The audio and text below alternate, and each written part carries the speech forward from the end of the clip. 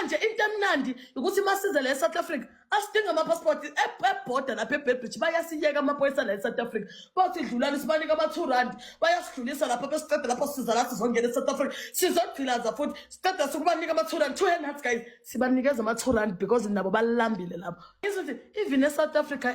uthi wena thina sifuna ama-citizenship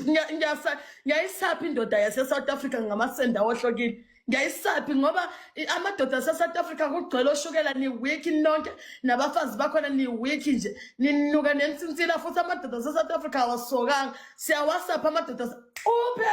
siyawasapha amadoda ase-South Africa into ezinamajwabu thina country nethu siyakhamsayiza sisi akunaZimbabwe nenejwabu uyangizwa ukuthi thina siyonisaphi ninika imtsinsila ninje